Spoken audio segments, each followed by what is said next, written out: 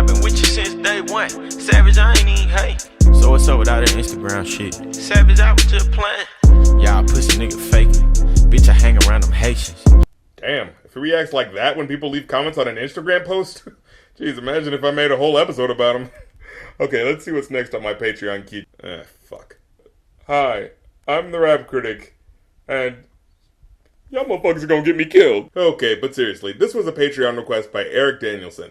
And if you'd like to request a song to review, preferably from an artist that takes criticism a little better than this guy apparently does, go here for more information. So today, we're about to get into some old gangsta shit. And I don't mean like the shouting, puffing out his chest, firebrand typecast that have become a cliche in hip-hop. I mean that lackadaisical, devil-may-care gangster who doesn't give a shit about theatrics or presentation. Just look at him. He doesn't exactly seem interested in showmanship. It looks like any of the dancing and acting that takes place in the video was done begrudgingly and without much energy. Now, I expect you think I might automatically not like this guy, but he's okay. Doesn't exactly look like the type of guy who loses sleep thinking about ways to master his craft as an artist, but you know, he's a guy who makes music exactly parallel to how he lives. And if you like it, you like it. But he is concerned about one thing and one thing only. Being real. Why you pulling all these rappers' cards? Cutty nigga, pussy, and I'm hard.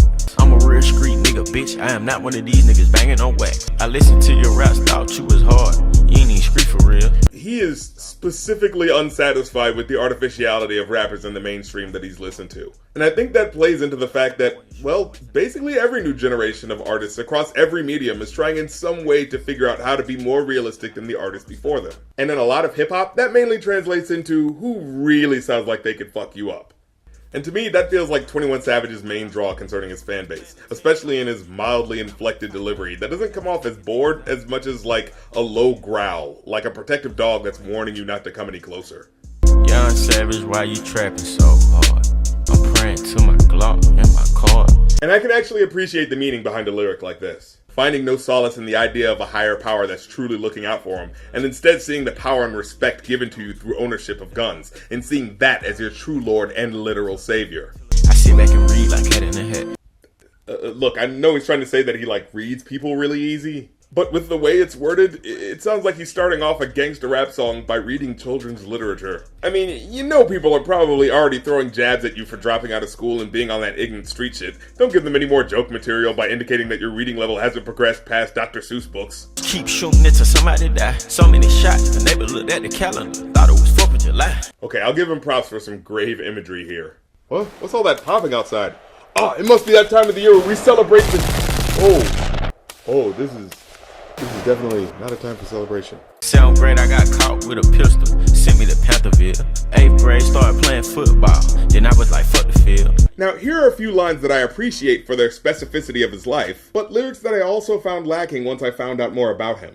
See, this did actually happen. He was caught with a gun in 7th grade, and they took him out of school and put him in one for troubled kids. But it's what he doesn't say that I think would make a better song. It's not that one day he just decided he was a gangsta and wanted to bring a gun into class because he's just that hardcore. No, he says in interviews that he did it because other kids were trying to threaten and intimidate him first, and he responded by getting a gun to protect himself, most likely because he didn't feel like he was in an environment where he could rely on adults to care about him getting bullied, so he had to take matters into his own hands. And yes, I know the typical idea of school shooting makes us think a kid with a gun's intentions are purely to attack, but from his description it feels more like he was trying to defend himself than actively attack others. But unfortunately, most adults in this situation are quick to think, he has a gun, must be a bad seed, get him out of here immediately. Which is understandable. I mean, there aren't a lot of news stories about a kid bringing a gun to school and not shooting somebody.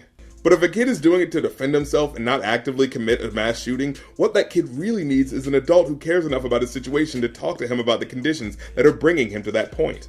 Not saying I'd do it though, fuck that, I want to live. But seriously, if you're invested in teaching children, you should also be alert and sensitive to their development, especially in neighborhoods with gang violence. And maybe this line could have led to just a hint of how violence begets violence, and how if you're born into a shitty environment, in order to survive, you quickly adapt to its rules. Not saying you need to make an after-school special or anything, but just that little extra included information can make a more flavorful story to be interested in. As it stands though, yeah, it's hardcore, but without the detail that really could make it mean something. Fast forward, nigga, 2016, and I'm screaming, fuck a deal. Yeah, you know what, I can respect that. Keeping it independent, even in light of your fame. Not letting any labels... Okay, never mind. Bad bitch with me, she's so thick, I don't even need a pill. Yeah, she's so thick and sexy, you don't even need Viagra. Although, you're like 23, so you That shouldn't even be an issue, really, in the first place.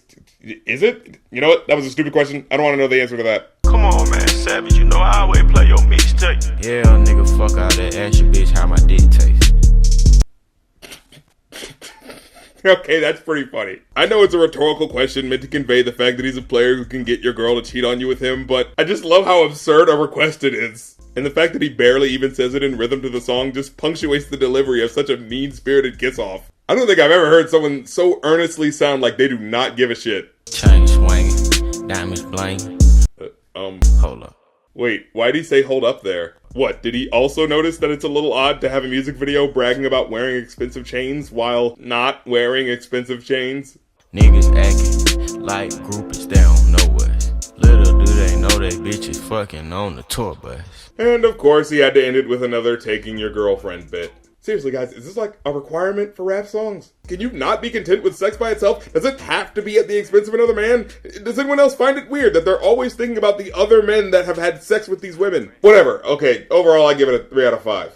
It's got enough to make it an interesting listen the first time, especially when he does the other voice of the fake hater, but for the most part, it's a very empty song from a guy that seems like he just doesn't care that much.